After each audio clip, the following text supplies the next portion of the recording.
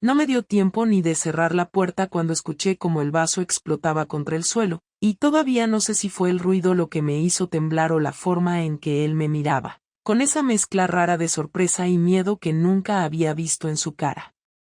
Yo estaba apoyada en el marco de la cocina, sin saber si entrar o salir, y él seguía ahí, quieto, respirando como si acabara de correr una maratón. No puedo explicar por qué mi primera reacción fue quedarme totalmente inmóvil, como si así pudiera evitar que todo lo que estaba pasando fuese real, pero lo único que conseguí fue que la tensión creciera todavía más, como si el aire pesara el doble. Él dijo mi nombre, pero no de la forma habitual, no con cariño ni con enfado, sino como alguien que de repente duda de quien tiene delante. Fue un momento tan extraño y tan inmediato que todavía me cuesta recordarlo sin que se me acelere el corazón.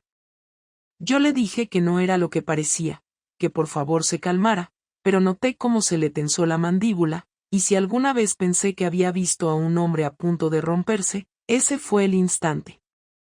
Me preguntó por qué estaba entrando a casa a esas horas, por qué venía sin aviso, por qué traía esa cara, y yo, sinceramente, ni sabía qué cara tenía puesta.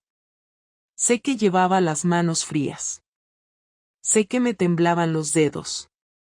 Sé que todo dentro de mí estaba desordenado, y que no podía fingir normalidad aunque hubiese querido. Lo que más me quedó grabado fue que él dio un paso al frente, despacio, como si se acercara a un animal herido, y yo, sin pensarlo, di un paso atrás. Supongo que eso lo desencadenó todo, porque su expresión cambió de confusión a algo mucho más preocupado, y ahí empezó a hacer preguntas que no esperaba tener que escuchar tan pronto. No había forma de evitar sentir que estábamos los dos cayendo en algo que ninguno había planeado, algo que llevaba tiempo preparándose sin que lo dijéramos en voz alta.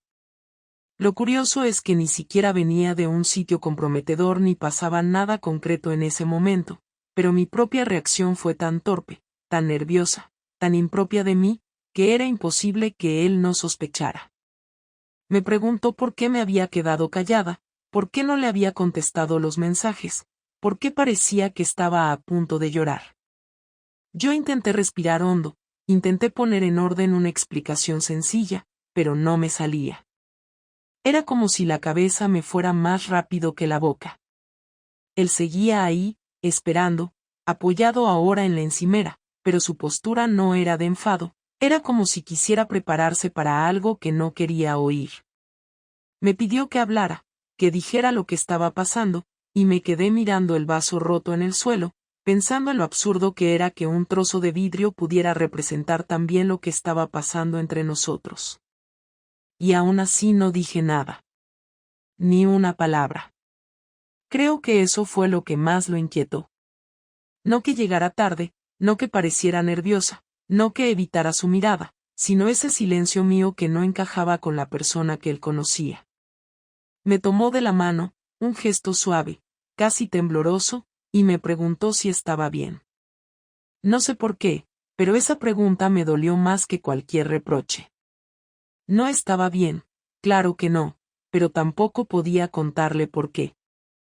O, más bien, no podía contarlo sin que todo se derrumbara antes de tiempo. Él insistió y me llevó hasta la mesa, como si pensara que sentarme me ayudaría a soltar la lengua. Yo veía que él intentaba mantener la calma, lo notaba porque hablaba despacio, como si estuviera midiendo cada palabra. Hasta se obligaba a hacer pausas. Me dijo que llevaba días notándome distinta, que evitaba algunos temas, que ya no reía de la misma forma, que mis respuestas eran más cortas, y que esa noche simplemente lo había confirmado todo. Me preguntó si había pasado algo grave, si alguien me había dicho algo, si había tenido una discusión con alguien de mi familia. Yo negaba, pero sin fuerza. Y eso, claro, solo hacía todo peor. Él empezó a juntar piezas que no eran, empezó a plantearse escenarios que jamás habían ocurrido, y ahí me entró una angustia tan fuerte que tuve que pedirle que parara. Le dije que no estaba enferma, que no estaba en peligro, que no era nada de lo que él estaba imaginando, pero entiendo que eso solo lo acercó más a la pregunta que ninguno quería nombrar todavía. Entonces, ¿qué?, me dijo. Y ahí fue cuando dejé de sostenerle la mirada. No podía. Sabía que si lo miraba un segundo más, se daría cuenta de todo sin necesidad de que yo dijera nada. Él me conoce demasiado. Ese fue siempre nuestro punto fuerte y, de repente, también nuestra mayor amenaza. Cuando se levantó de la silla y empezó a caminar por la cocina, supe que estaba intentando no perder los nervios. Se pasaba la mano por el pelo, respiraba hondo, se daba la vuelta a mitad de frase, y yo ahí, sentada, con un nudo en el pecho que me impedía reaccionar. Me preguntó directamente si había alguien más, sin rodeos. Y aunque yo quería decir que no, aunque quería que mi voz saliera firme y limpia, lo único que conseguí fue tartamudear algo que no tenía sentido. Eso bastó para que él se llevara las manos a la cara, como si hubiese recibido un golpe. Y yo me levanté para acercarme, pero él dio un paso atrás antes de que pudiera tocarlo. Nunca olvidaré ese gesto. Fue pequeño, fue rápido, pero fue suficiente para que entendiera que algo muy profundo se estaba empezando a romper. Me dijo que no quería sacar conclusiones precipitadas, que necesitaba escucharme, que por favor hablara antes de que él armara una película en su cabeza. Y yo lo sabía, sabía que tenía razón, sabía que estaba siendo injusta con él, pero no podía soltarlo así, en ese momento, de esa manera brutal. Me temblaban las piernas, las manos, todo. Lo peor fue que él empezó a disculparse sin motivo, como si hubiera hecho algo mal. Me dijo que quizá había estado distraído últimamente, que quizá no me había prestado suficiente atención, que tal vez había dicho algo que me hirió sin darme cuenta. Y ahí sí que tuve que interrumpirlo. No podía dejar que pensara que era culpa suya. Él no tenía nada que ver. Él había sido bueno, constante, presente.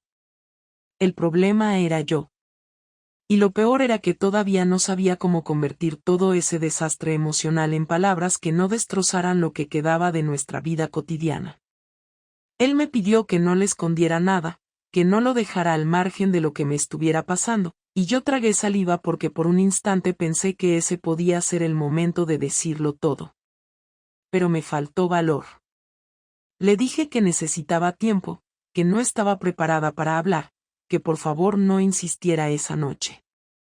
No sé si fue la forma en que lo dije, o el temblor en mi voz, o el modo en que me abracé los brazos, pero él pareció entender que era serio.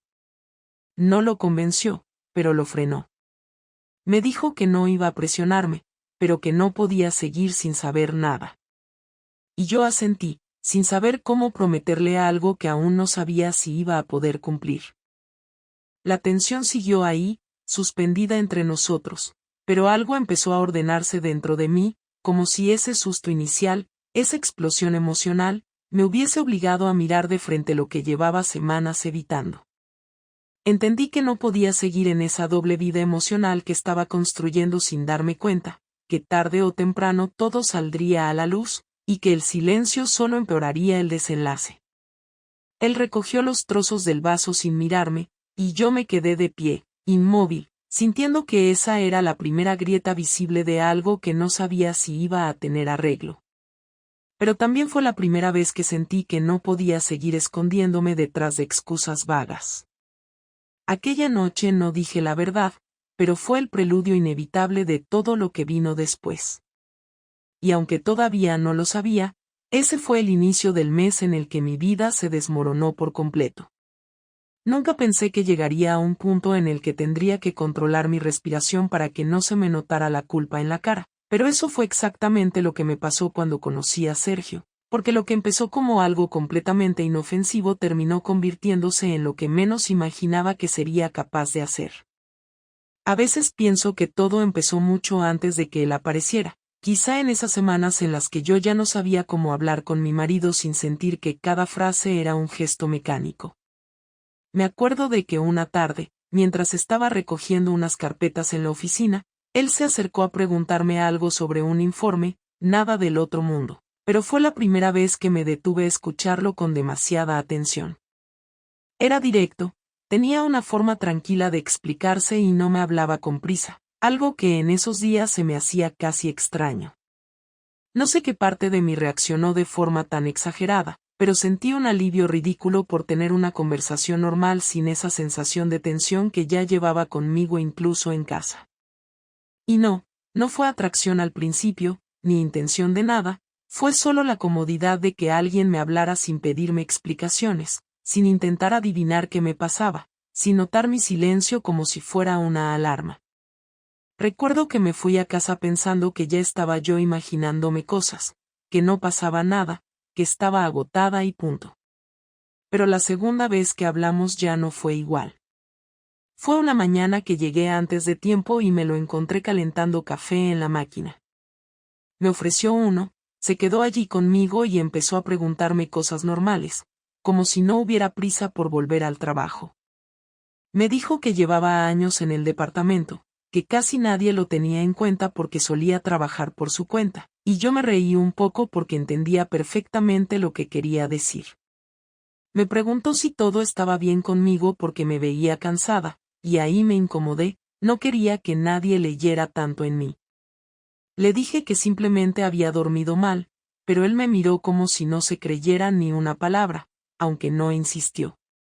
Y ese simple gesto, que no insistiera, que no intentara sacarme nada, me dio una calma que no debería haber necesitado. Salí de allí sintiéndome más ligera, lo cual ahora sé que fue señal de que algo dentro de mí ya estaba buscando una salida que no tenía nada que ver con él, pero que acabó encontrándolo a él como excusa. Durante varios días, cada vez que pasaba por mi mesa me saludaba con una naturalidad que contrastaba muchísimo con la vida que yo llevaba en casa, que ya empezaba a sentirse como si caminara por un suelo que se movía constantemente. Mi marido seguía preocupado, seguía con esa mirada que intentaba descifrar mis silencios, y yo me sentía cada vez peor porque sabía que él no merecía lo que yo estaba empezando a esconderle. Pero en lugar de enfrentar todo eso, me empecé a escudar en escaparme emocionalmente allí donde fuera más fácil. Sergio no sabía nada de mi vida, no tenía expectativas, no quería nada de mí más allá de esas conversaciones improvisadas en los pasillos. Eso fue lo que hizo que me relajara con él, que bajara la guardia, que empezara a contarte pequeñas cosas sin darme cuenta. Un día le dije que llevaba semanas con insomnio y me soltó algo así como eso te está pasando factura, se te nota en la mirada, y esa frase me descolocó porque llevaba tiempo sintiendo que en casa nadie me veía realmente, o al menos yo sentía que me había vuelto invisible bajo esa tensión que crecía sin que yo supiera explicarla. Él me preguntó si me iba mejor con alguna rutina para dormir, y empecé a hablarle más de la cuenta. Fue una conversación absurda, pero crucial.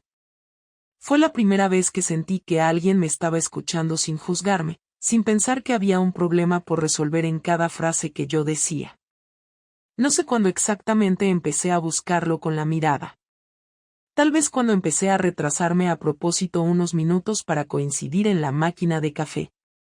O cuando empecé a preparar respuestas en mi cabeza porque sabía que me iba a preguntar cómo estaba. O cuando me di cuenta de que me estaba poniendo la chaqueta más despacio, midiendo el momento de cruzarme con él en la salida. Fue tan gradual que ahora me da rabia no haberlo visto venir, pero en ese momento todo me parecía inofensivo, como si estuviéramos jugando a algo que no tenía consecuencias reales. Pero claro que las tenía. Recuerdo con claridad el día que me envió el primer mensaje. Me lo había pedido antes pero de forma muy casual, solo para enviarme un enlace de un documento que necesitábamos. No le di importancia. Se lo di sin pensar, porque en ese momento todavía podía convencerme de que era algo profesional. El problema fue lo que vino después. Me escribió un mensaje fuera de horario, preguntándome si había dormido mejor esa noche, y yo tardé demasiado en responderle para lo que una persona sensata habría tardado. Estuve mirando la pantalla durante minutos enteros, porque sabía que si respondía estaba cruzando un límite que nadie me imponía salvo yo misma. Al final le contesté algo corto, nada comprometedor, pero la conversación siguió avanzando como si los dos estuviéramos empujando poco a poco ese límite hacia adelante. Había algo en cómo él me hablaba que me resultaba cómodo, casi familiar sin que lo fuera. Me hacía preguntas simples pero que me obligaban a abrir una parte de mí que tenía guardada desde hacía meses. Él no sabía nada de mi vida con mi marido, pero sí sabía que yo tenía la cabeza llena de ruido, y por alguna razón eso pareció bastarle para entender cómo tratarme.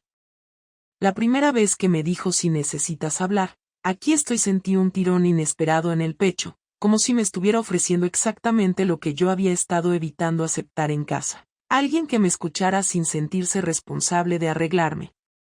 Lo peor es que yo sabía exactamente lo que estaba haciendo. Cada respuesta que le daba era una forma de justificar algo que yo ya estaba deseando que ocurriera. Empecé a ser la que iniciaba la conversación por las noches. Empecé a contarle cosas que no eran importantes pero que me hacían sentir acompañada. Empecé a actualizarle sobre mi día como si él tuviera algún derecho a saberlo.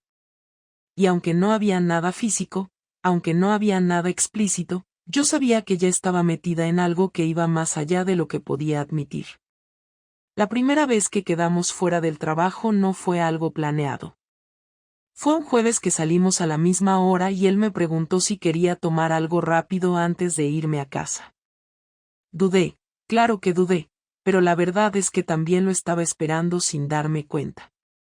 Fuimos a un bar cerca de la oficina, uno donde nadie nos conocía, y hablamos como si tuviéramos años de confianza. Yo me relajé tanto que me olvidé de mirar el reloj.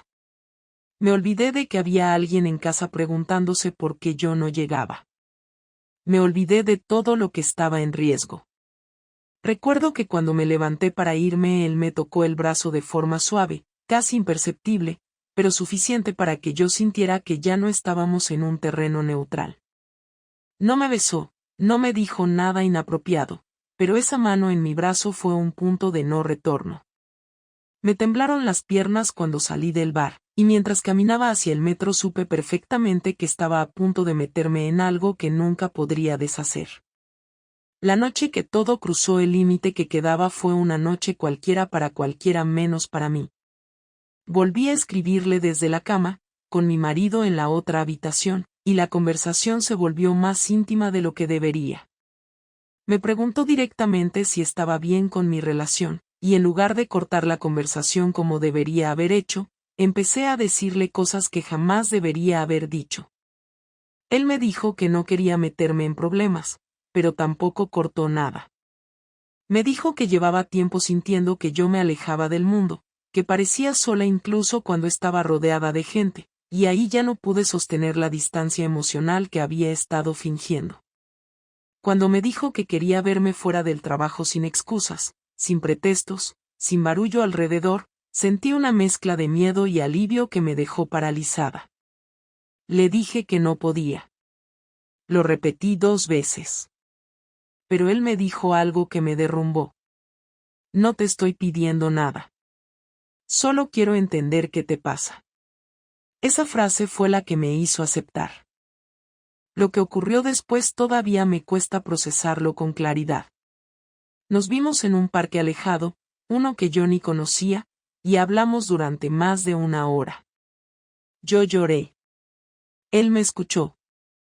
Y aunque no pasó nada físico ese día, fue evidente que ya no había marcha atrás. Me abracé a él sin pensarlo y él me sostuvo de una forma que hacía demasiado tiempo que no sentía. No puedo justificar lo que hice. No puedo decir que fue un error aislado. No puedo decir que me tropecé sin querer. Fue una suma de decisiones pequeñas que yo misma fui tomando, incluso cuando sabía que iban directamente contra la persona que más había confiado en mí. Y lo que vino después, bueno, ahí sí que ya crucé una línea clara, una que sabía que iba a destruir todo lo que teníamos en casa. Pero todavía no estábamos en ese punto. Esa parte llegaría después, con un peso que aún no había comprendido. El día que todo salió a la luz no empezó con ninguna señal extraña, y quizá por eso me impactó tanto, porque estaba convencida de que todavía tenía tiempo para ordenar mis ideas, para decidir cómo hablar con mi marido antes de que él llegara a una conclusión que no pudiera manejar. Yo pensaba que controlaba la situación, que podía mantener separados los dos mundos en los que me había metido, pero esa mañana me desperté con la sensación incómoda de que algo había cambiado, aunque no sabía qué. Él estaba más callado de lo normal, pero no en un sentido hostil, sino como si estuviera observando algo que yo no podía ver. Me preguntó si quería que tomáramos un café antes de que él saliera a trabajar, y me pilló tan fuera de lugar que dije que sí sin pensarlo.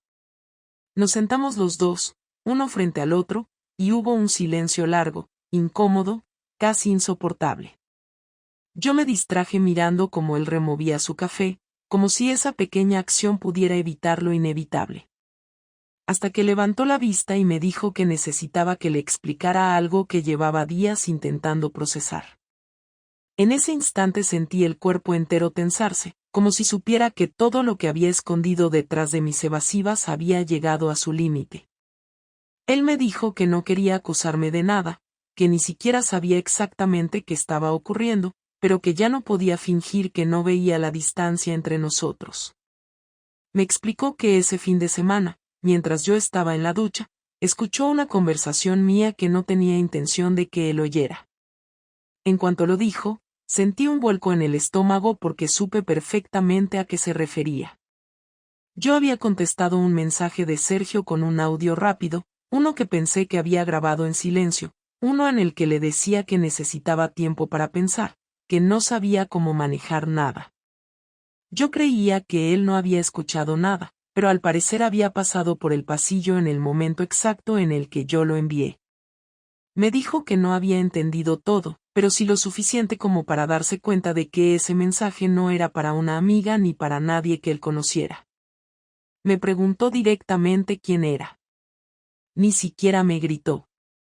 Esa calma suya me desarmó más que cualquier escena dramática. Yo intenté evadirlo, intenté recomponer mis palabras, pero él insistió. Dime quién es. Necesito saber con quién estás hablando así. Le dije que no tenía por qué pensar mal, que no había sido nada, que yo estaba agobiada y que hablaba con alguien del trabajo porque necesitaba desahogarme. Él no se lo creyó. Lo dijo sin rodeos. No te creo. Me preguntó si estaba enamorándome de otra persona, y ahí me quedé completamente bloqueada. Él me miraba de una forma tan directa que mentirle de frente era casi imposible, pero tampoco podía decirle la verdad sin que toda nuestra vida estallara allí mismo. Le dije que no era amor, que no sabía lo que era, que llevaba semanas sintiéndome fuera de mí. Él me pidió que dejara de hablar en abstracto, que fuera clara, que por favor no lo humillara con respuestas vagas. Yo sentí cómo me ardían los ojos, cómo se me acercaba el llanto que había estado acumulando desde que todo esto empezó. Intenté respirar para tranquilizarme, pero él lo interpretó como que estaba intentando inventar una excusa. ¿Te has visto con él?, me preguntó. Esa fue la primera pregunta que realmente me hizo temblar. Podía negar muchas cosas, pero negar esa en concreto significaba dejar de reconocer la vida que yo ya había empezado a vivir a escondidas. Y lo peor es que él lo notó. No respondí a tiempo. Me quedé callada demasiados segundos. Él me miró fijamente y repitió, ¿te has visto con él? Cuando por fin dije que sí, pero que no había pasado nada, él soltó una risa corta, dolorosa, como si no supiera cómo reaccionar. No me insultó. No me levantó la voz. No golpeó la mesa. Solo apoyó las manos sobre ella y bajó la cabeza. Ese gesto me destruyó porque era la primera vez que veía a mi marido rendirse ante algo que no podía manejar. Me dijo que no entendía cómo yo había llegado hasta ahí sin hablarlo con él antes, que había estado dispuesto a escucharme, a ayudarme, a entender qué estaba pasando, pero que yo había preferido contárselo todo a un desconocido. La palabra desconocido golpeó más fuerte que cualquier reproche. Yo intenté explicarle que nada había sido planeado, que me había visto arrastrada por un montón de cosas que ya no controlaba, pero él me cortó. No quiero razones todavía. Quiero la verdad. Toda. Ahora. En ese momento me di cuenta de que estaba perdida. No podía seguir esquivando. No podía seguir escondiéndome detrás de frases ambiguas. Me pidió el nombre del hombre. Se lo dije. Me preguntó cómo había empezado todo. Se lo conté. Me preguntó cuántas veces nos habíamos visto. Le dije la verdad, incluso aunque sabía que cada palabra era como empujarle un poco más hacia un precipicio emocional. Él me escuchaba sin moverse, con los brazos cruzados, mirando un punto fijo en la mesa. Cuando terminé, hubo un silencio largo, sofocante. Me preguntó si lo quería. Le dije que no, y era verdad, pero no sé si me creyó realmente. Me preguntó si seguía hablando con él. Le dije que sí. Ahí sí que su rostro cambió. No fue violencia. No fue rabia descontrolada. Fue algo peor, decepción pura. Me dijo que necesitaba aire, que necesitaba salir de casa un momento. Yo intenté detenerlo, le dije que por favor no se fuera sin que termináramos de hablar, que no quería que se quedara solo con esa imagen en la cabeza, pero él me apartó la mano sin brusquedad, solo con firmeza. No puedo escucharte un segundo más. No así. Salió y cerró la puerta de golpe. Ese ruido me dejó paralizada en el pasillo. Me apoyé contra la pared y me llevé las manos a la cara. Sabía que acababa de romper algo enorme y que no había forma de arreglarlo con rapidez. Pasaron 20 minutos, quizá 30, no lo sé. Él volvió sin avisar, sin decir nada. Entró, caminó hacia el salón y me pidió que me sentara. Su tono ya no era el del café de la mañana. Era otro. Más frío, más contenido, más decidido. Me dijo que mientras estaba fuera no había estado pensando en mí ni en Sergio, sino en la posibilidad de que él hubiera sido un idiota por no ver todo esto antes. Me dijo que había repasado mentalmente cada una de nuestras discusiones, cada una de mis excusas, cada salida mía en la que llegaba con la cabeza en otro sitio, cada noche en la que yo decía que estaba cansada. Me preguntó cuánto tiempo llevaba sintiendo algo por ese hombre. Le dije la verdad, que no llevaba tanto como él creía, pero que sí llevaba un tiempo sintiendo que estaba desconectada emocionalmente en casa. Dijo que eso no justificaba nada. Tenía razón. Entonces ocurrió lo que menos esperaba. Él no gritó, pero sus palabras fueron más duras que si lo hubiera hecho. Me dijo que no sabía si iba a poder perdonarme, que no sabía si quería hacerlo, que no sabía si seguir conmigo tenía sentido después de que yo hubiera buscado refugio en otra persona. Pero me dijo también que necesitaba saberlo todo antes de tomar cualquier decisión. Me pidió el móvil. Sentí un vuelco en el corazón. Me lo pidió con la mano extendida, sin temblar. Dámelo. Yo dudé. No porque tuviera conversaciones comprometedoras en ese momento, sino porque sabía que el simple hecho de dudar confirmaba mucho más de lo que yo quería admitir. Él tomó esa pausa como una confesión, y cuando finalmente se lo entregué, lo dejó sobre la mesa sin desbloquearlo. No voy a revisarlo ahora. No necesito leer nada para saber que lo que has dicho es suficiente. Esa frase me dejó completamente descolocada. No quería pruebas. No quería detalles morbosos. Quería entender en qué momento me había perdido a mí misma hasta llegar a esto. Me preguntó si estaba dispuesta a cortar todo contacto con Sergio. Yo dudé otra vez. Fue un instante, pero él lo notó. Y ahí se quebró algo en él. No gritó. No lloró. No golpeó nada. Solo dijo, ya está. No hace falta que sigas. Ya lo sé. Y se levantó de la mesa. Yo me levanté también al instante porque no quería que todo terminara así, porque no quería que se alejara sin que yo pudiera explicarle lo que ni yo misma terminaba de entender. Lo seguí hasta el pasillo, le pedí que hablara conmigo, que no me dejara con esa frase en el aire. Él se giró y me dijo que por primera vez en nuestra relación sentía que yo ya no era su aliada, que estaba luchando contra una versión mía que él no reconocía. Me dijo que necesitaba tiempo, que necesitaba espacio, que no podía respirar en esa casa si yo seguía allí mirándolo como si esperara que él me salvara de mis propias decisiones. Cuando salió por segunda vez, ya no intenté detenerlo. Me quedé sola en medio del salón, sintiendo que ese momento era el punto exacto donde mi vida se había partido en dos. Y lo peor es que sabía que todavía quedaba lo más duro. Esto solo había sido el descubrimiento. Lo que venía después sería una batalla completamente distinta, una que yo había provocado sin saber medir las consecuencias. Cuando él volvió esa noche, después de haber estado fuera quién sabe cuántas horas, ya no tenía esa mezcla de confusión y dolor que llevaba por la mañana. Lo que traía ahora era algo mucho más duro, algo que se clavaba sin necesidad de elevar la voz.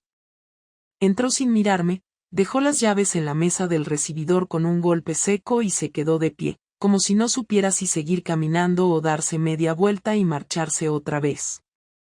Yo estaba sentada en el sofá fingiendo que esperaba exactamente ese momento, pero la verdad es que llevaba horas sintiendo una presión en el pecho que no había forma de aliviar. Cuando dijo mi nombre, supe que la conversación que venía no iba a tener vuelta atrás. Se sentó frente a mí, apoyó los codos en las rodillas y respiró hondo, como si estuviera a punto de enfrentarse a algo que le repugnaba, pero que necesitaba enfrentar para no hundirse más. Lo primero que me dijo fue que no quería rodeos.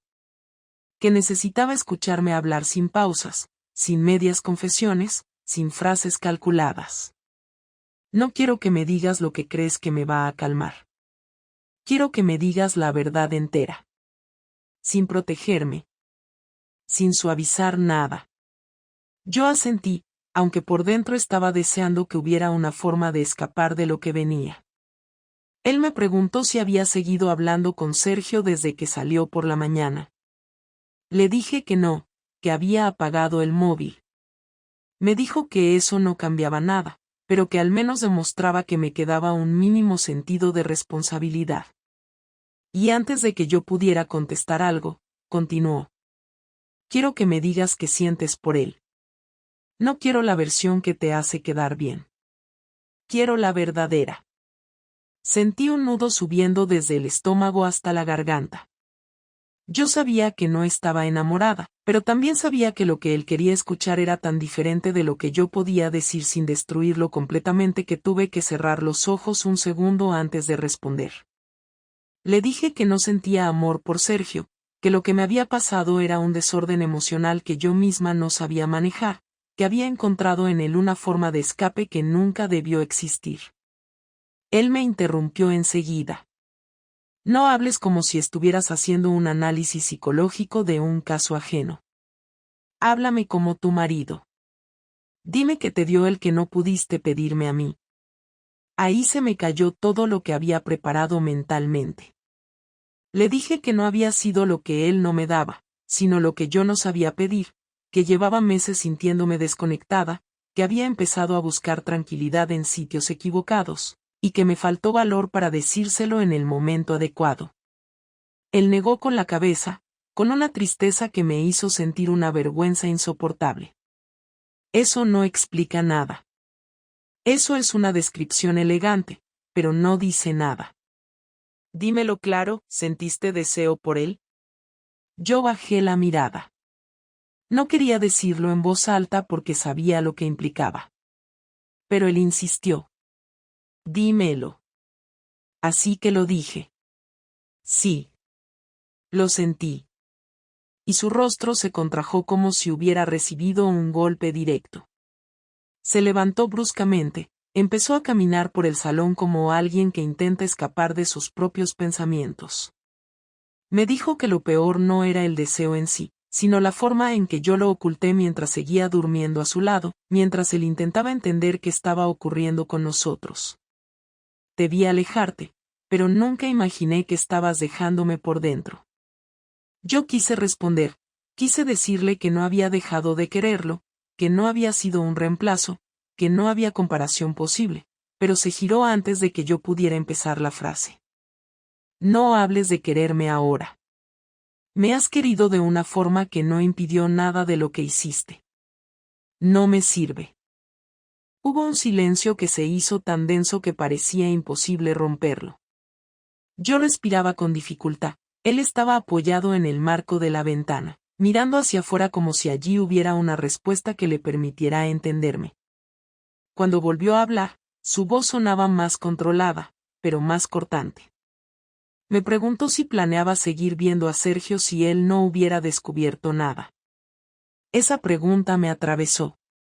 Le dije que no, que estaba intentando salir de esa situación incluso antes de que él lo supiera. Me pidió pruebas. Me pidió hechos concretos. Me preguntó qué había hecho exactamente para cortar aquello. Me quedé callada, porque la verdad era que no había hecho nada más que prometerme mentalmente que iba a terminarlo, y eso no servía para él en lo absoluto. Entonces admítelo, no ibas a parar. Hubiera seguido hasta que él perdiera interés o hasta que yo descubriese algo más evidente. Me negué, pero él me miró con una dureza que me hizo entender que ya no confiaba en ninguna palabra mía. Se sentó de nuevo frente a mí, como si quisiera iniciar una segunda parte de la conversación, una más precisa, más quirúrgica. Me pidió detalles, no por morbo, según él, sino porque necesitaba reconstruir mentalmente la secuencia exacta que lo había traído a ese punto. Me preguntó cómo fue la primera vez que nos vimos fuera del trabajo, que hablamos, cómo me sentí. Me preguntó si él me había tocado. Me preguntó si yo correspondí. Cada vez que respondía a algo, él asentía en silencio, procesando, haciendo conexiones internas. Había algo casi dolorosamente metódico en su forma de escucharme, como si juntara pedazos sueltos que no merecía tener que sostener. Yo temblaba mientras hablaba, no porque él me intimidara, sino porque era la primera vez que escuchaba mi propia historia desde fuera, y sonaba mucho peor de lo que había querido aceptar. Cuando terminó de hacer preguntas, se quedó mirando mis manos. Yo las tenía entrelazadas para intentar disimular el temblor, pero él se dio cuenta. Me dijo que no entendía cómo yo había podido cruzar esa frontera sabiendo perfectamente lo que significaba para él la fidelidad. No puedo entender por qué no viniste a mí cuando empezaste a sentir algo. No puedo entender por qué te fuiste a otro hombre para contarle lo que te pasaba conmigo. Esa frase fue la que me hundió. Le dije que no había sido una elección consciente, que no había sido una comparación, que no había buscado reemplazarlo. Me miró fijo y dijo, quizá no lo buscaste, pero lo encontraste. Y lo elegiste, aunque no lo admitas así. Yo me quedé sin palabras porque sabía que desde su perspectiva tenía razón. Entonces cambió por completo el tono de la conversación. Se volvió más serio, más práctico, más decidido. Me dijo que necesitaba saber si yo estaba dispuesta a reconstruir algo o si ya había tomado una decisión sin decírsela. Me preguntó si seguía sintiendo curiosidad por Sergio. Me preguntó si había ganas de volver a verlo. Esas preguntas me dejaron paralizada porque no había preparado respuestas para eso. Le dije que no, que quería arreglar lo nuestro, que no quería una vida con otra persona, que lo que había ocurrido había sido un síntoma, no un destino. Él no pareció convencido. Es fácil decir eso ahora que te he descubierto. Quiero saber qué querías antes de que todo esto explotara. Yo intenté explicar que estaba perdida, que no sabía lo que quería, que estaba intentando evitar hacerle daño, pero él rió con incredulidad. Intentar evitar hacerme daño hubiera sido no cruzar ninguna línea. Lo que hiciste fue evitar enfrentarte a lo que sentías. Me preguntó dónde estaba mi móvil. Yo señalé la mesa. Él lo tomó y lo sostuvo un rato en la mano. No lo desbloqueó. Me preguntó si estaba preparada para borrar a Sergio de mi vida delante de él. Me preguntó si podía hacerlo sin dudar. Esa pregunta fue una prueba, y lo supe al instante. Yo dije que sí, que podía hacerlo. Él entonces extendió la mano y dijo, hazlo. Cuando cogí el móvil, mis dedos temblaban. No por Sergio, sino por el peso del momento. Borré el contacto. Él observó cada movimiento. Me preguntó si quedaban mensajes, si quedaban fotos, si quedaba cualquier enlace entre nosotros. Revisé todo y borré cada cosa. Él seguía mirándome sin emoción, como si estuviera evaluando si yo hacía todo eso por convicción o por miedo. Cuando terminé, me pidió el móvil. Lo tomó, lo revisó, lo dejó nuevamente sobre la mesa y dijo, no cambia lo que siento, pero al menos ya no hay nada flotando en el medio. Yo intenté acercarme a él, pero él dio un paso atrás. No puedo. No hoy. Lo que vino después fue el golpe más duro de la noche. Me dijo que necesitaba distancia, que no quería dormir conmigo, que iba a quedarse en el sofá o salir a dormir fuera si yo no podía darme cuenta de que él necesitaba espacio real, no uno simbólico. Me dijo que no sabía si quería una separación temporal o si ya había empezado a aceptar que quizá nuestra relación había llegado a un punto sin retorno. Yo intenté convencerlo de que no tomara decisiones precipitadas. Él me miró con un cansancio que nunca le había visto y respondió, la decisión precipitada la tomaste tú cuando empezaste algo con otro hombre. Yo solo estoy recogiendo los restos. Esa noche se quedó en el sofá. Yo escuché su respiración desde el pasillo. No lloró. No habló. No se movió apenas. Fue un silencio distinto a cualquier otro que habíamos tenido, un silencio que no buscaba calma sino contención. Y mientras lo observaba desde lejos, entendí por primera vez que ya no estaba en control de nada. Lo que viniera después ya no dependía solo de lo que yo quisiera, sino de cómo él iba a reconstruirse después del impacto que yo misma había provocado. La mañana siguiente empezó antes de que yo abriera los ojos por completo, porque ya podía sentir que él no estaba en el sofá. No escuché la puerta, no escuché pasos, no escuché nada, pero sabía que se había levantado muy temprano y que llevaba horas despierto. Me quedé inmóvil unos segundos, sin saber si tenía que ir a buscarlo o si era mejor esperar a que él decidiera hablarme. Cuando finalmente salí al pasillo, lo encontré en la cocina, de pie, con una taza de café que no había tocado. Tenía una expresión tan diferente a la del día anterior que me asustó. Ya no estaba roto. Ya no estaba confundido. Ese dolor mezclado con desorientación había desaparecido. Lo que tenía delante era otra cosa. Un hombre que había tomado una decisión clara sobre cómo iba a enfrentar lo que yo había hecho. Y esa decisión no tenía nada que ver con perdonarme ni con entenderme. Me miró un segundo y apartó la vista enseguida, como si mantener contacto visual conmigo fuera agotador. Apoyó la taza en la encimera y se cruzó de brazos.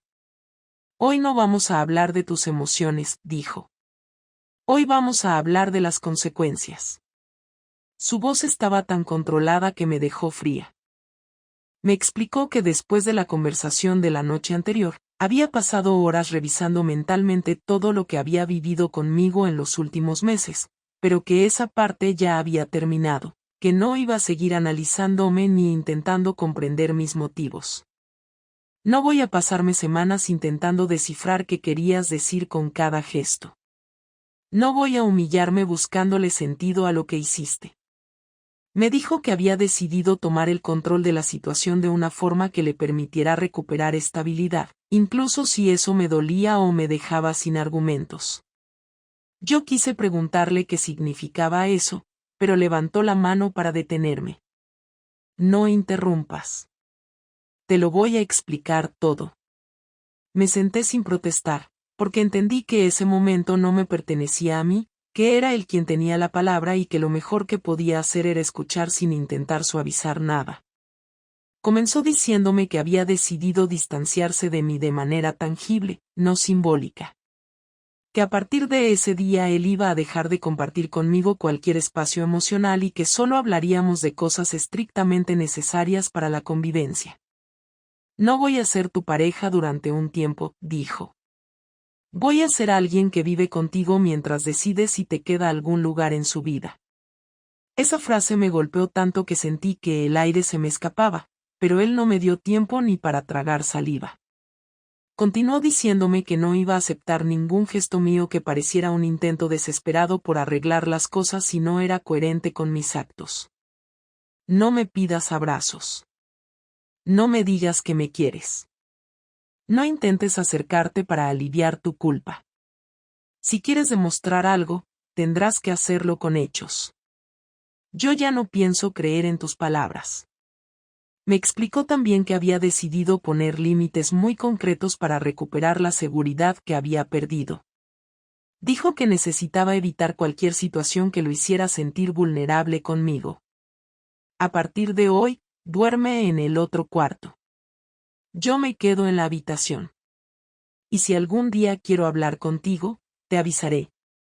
No vengas tú a provocarlo. Yo asentí sin decir nada, porque sabía que cualquier intento de justificar mis decisiones solo iba a empeorarlo.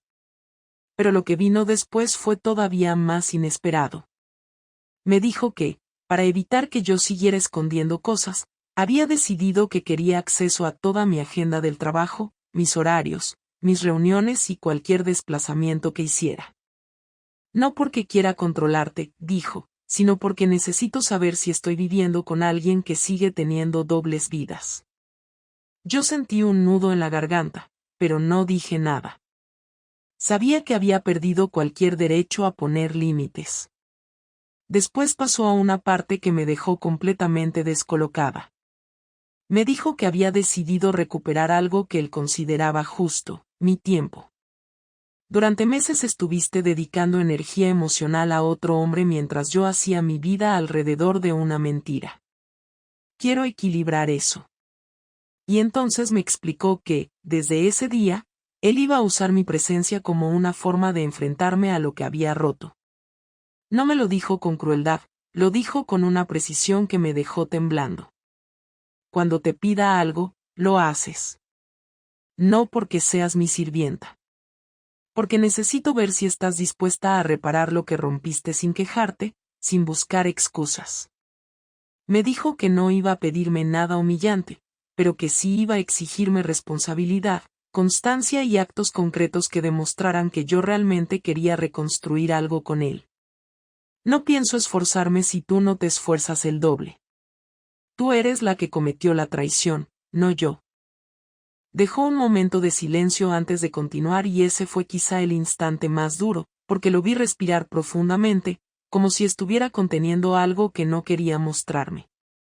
Me dijo que había estado pensando en cómo hacerme ver el dolor que yo le había causado sin caer en violencia ni venganzas juveniles, y que finalmente había encontrado la forma más eficaz, hacerme sentir excluida.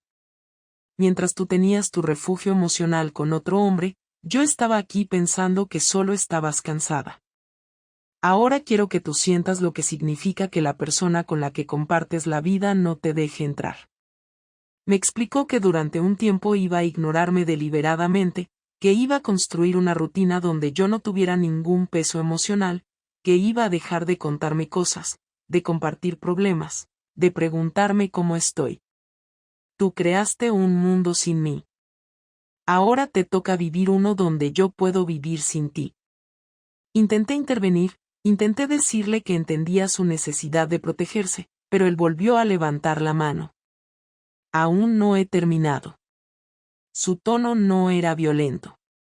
Era un tono que venía de alguien que se había roto y que había decidido no romperse más. Me dijo que había contactado con un amigo suyo para quedarse con él unos días y veía que la convivencia se hacía insostenible. Me dijo que había empezado a buscar asesoramiento legal, no para iniciar un divorcio inmediato, sino para saber qué opciones tenía en caso de que yo volviera a ocultarle algo. Me dijo que necesitaba tener un plan alternativo porque ya no confiaba en mí lo suficiente como para dejar su vida en manos de mis decisiones. Después abrió una carpeta que tenía en la mesa y la empujó hacia mí. Dentro había una serie de condiciones prácticas para la convivencia temporal, horarios separados, tareas divididas, uso alternado de espacios comunes, Reglas para hablar sobre Sergio en caso de que él necesitara preguntar algo más. No podía creer lo que estaba viendo. Era una especie de contrato emocional improvisado, escrito a mano, con una claridad tan fría que me hizo sentir que estaba mirando los restos de una relación que antes había sido cálida, cotidiana, incluso imperfectamente feliz. Él me pidió que lo leyera y que, si estaba de acuerdo, lo firmara. No es un castigo. Es una estructura. La necesito para no desmoronarme. Me dijo que si no podía aceptarlo, significaba que yo no estaba realmente dispuesta a reparar nada. Yo firmé sin dudarlo, porque aunque cada punto me dolía, sabía perfectamente que nada de eso era comparable al daño que yo había provocado. Una vez firmado, él se recostó en la silla y se quedó mirándome en silencio. No con odio, no con rencor desbordado, sino con una especie de distancia nueva que no había existido nunca entre nosotros. Me dijo que a partir de ese momento él iba a empezar a recuperar el control de su vida sin tener en cuenta mis emociones. No voy a protegerte del dolor que tú provocaste. Si te duele, te dolerá. Y si no lo resistes, tomaremos decisiones más drásticas. Luego añadió algo que me dejó completamente sin respiración. Dijo que durante las próximas semanas iba a rehacer su rutina sin contar conmigo, iba a salir más, iba a ver a sus amigos, iba a retomar actividades que había dejado de lado, y que no iba a darme explicaciones de sus horarios ni de sus ausencias. No voy a engañarte, afirmó. No soy como tú. Pero tampoco voy a asegurarte dónde estoy cada minuto para que tú te sientas tranquila. Esa tranquilidad ya no te la has ganado. La conversación terminó ahí, pero la verdadera venganza empezó después, cuando empecé a vivir exactamente lo que él había prometido, un hogar donde yo era una presencia secundaria, donde él se movía sin dirigirme la palabra, donde su indiferencia era tan precisa que me hacía temblar más que cualquier grito.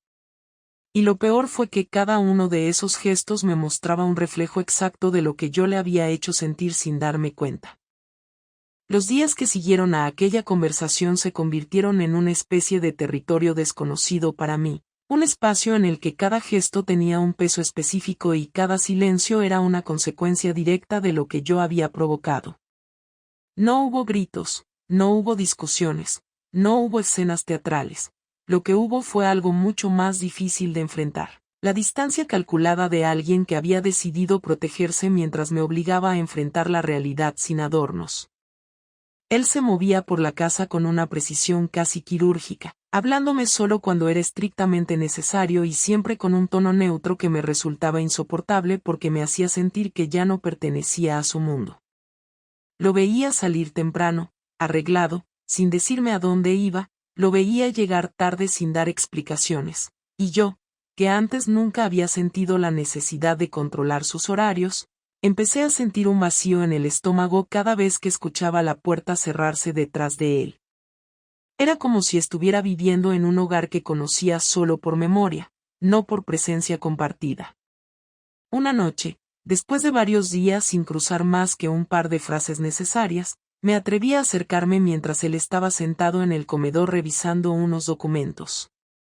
No esperaba cariño ni un gesto amable, pero necesitaba en algún momento enfrentar la conversación final que él había prometido que tendríamos. Le pregunté si podíamos hablar. Me miró como si estuviera midiendo el nivel de urgencia de mi petición. Después de una pausa breve, dijo que sí, que era momento de cerrar el círculo, que no tenía sentido prolongar algo que ya estaba definido en su cabeza.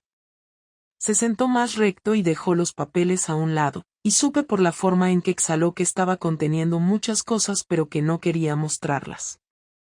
Me dijo que había pasado semanas analizando si era capaz de reconstruir lo que yo había roto, no desde el perdón fácil sino desde la posibilidad real de volver a confiar.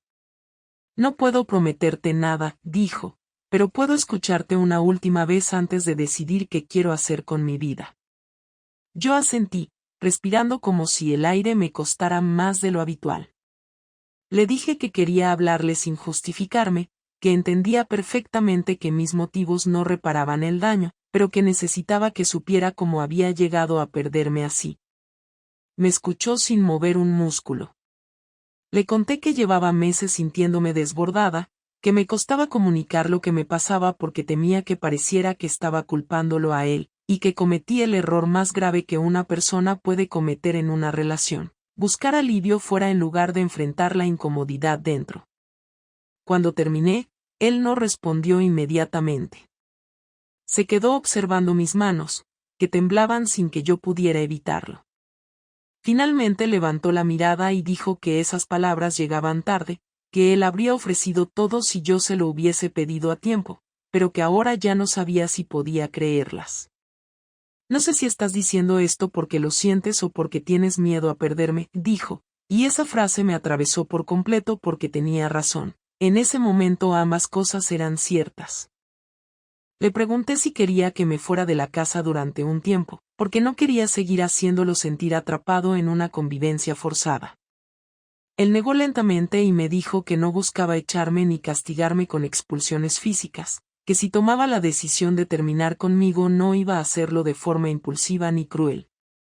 Quiero tomar la decisión correcta, no la rápida, dijo. Me explicó que había hablado con una psicóloga recomendada por un amigo y que había descubierto que lo que estaba sintiendo, la rabia contenida, la distancia emocional, la necesidad de control, eran mecanismos de defensa completamente normales después de una traición. Me dijo que estaba intentando no dejarse llevar por la parte de sí mismo que solo quería cerrar la puerta y no volver a abrirla. Pero también estoy intentando no convertirme en alguien que se queda en una relación solo por costumbre o miedo, añadió. Luego me pidió que le explicara, con la mayor honestidad posible, si yo realmente quería reconstruir una vida con él o si estaba intentando salvar algo que ya había dejado de sentir mucho antes de que Sergio entrara en la ecuación. Esa pregunta me dolió más que cualquier reproche previo, porque era la primera vez que alguien me obligaba a pensar más allá del remordimiento inmediato. Le dije que sí quería seguir con él, que no era una respuesta automática, que había tenido tiempo suficiente para entender que parte de mí había escapado y que parte de mí quería quedarse. Le dije que no buscaba volver a la vida anterior como si nada hubiese ocurrido, que entendía que eso era imposible, pero que estaba dispuesta a enfrentar todo lo que viniera si él quería intentarlo conmigo. Me escuchó de forma tranquila y, cuando terminé, se inclinó hacia atrás en la silla y cerró los ojos durante unos segundos largos. Cuando volvió a mirarme, tenía una expresión que no había visto antes, agotamiento mezclado con una especie de claridad dolorosa. Me dijo que, aunque agradecía mi sinceridad, él necesitaba escuchar algo más, algo que yo no había dicho directamente. Quiero saber si lo elegiste a él en algún momento, dijo. Quiero saber si hubo un segundo en el que te imaginaste una vida conmigo fuera del mapa. Esa pregunta me clavó en el asiento. Yo sabía que no me había imaginado un futuro con Sergio, pero sí hubo momentos en los que pensé en escapar de la tensión que vivía con mi marido, momentos en los que no veía con claridad y en los que cualquier salida parecía tentadora. Le dije que sí, que hubo instantes en los que sentí que no tenía control de nada y que me dejé llevar por la comodidad inmediata sin medir las consecuencias. Él asintió muy despacio, como si la respuesta confirmara algo que ya intuía. Entonces llegó el momento del que yo llevaba temiendo desde que todo empezó, su decisión. Me dijo que no iba a terminar la relación de inmediato, pero que tampoco iba a seguir dentro de ella como si fuese un compromiso inevitable. Voy a darte una oportunidad, dijo, pero no porque quiera salvar el pasado, sino porque quiero ver si hay futuro.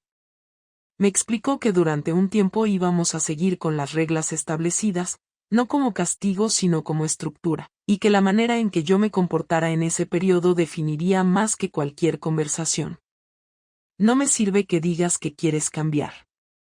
Quiero ver si lo haces. Le pregunté si eso significaba que me perdonaba. Me dijo que no, que el perdón no era algo que él pudiera ofrecer de forma automática, que no se trataba de decirte perdono y borrar lo ocurrido. No estoy en ese punto. Estoy en el punto de ver qué haces con lo que dejaste roto. También me dijo algo que me desarmó por completo, que aunque él estaba dispuesto a intentarlo, No iba a permitirse perder su dignidad en el proceso. Si en algún momento siento que estoy cargando con todo mientras tú solo sigues adelante sin asumir lo que hiciste, será el final. Hubo un silencio largo después de eso. Yo sentía que el corazón me latía demasiado rápido, pero al mismo tiempo había una especie de calma rara, una calma que venía de saber que todavía había una posibilidad, aunque fuera mínima, aunque fuera difícil, aunque implicara enfrentarme a mí misma cada día. Él se levantó de la silla y recogió los papeles que tenía antes. Yo pensé que la conversación había terminado, pero antes de salir del comedor dijo algo más, sin mirarme. No vuelvas a mentirme.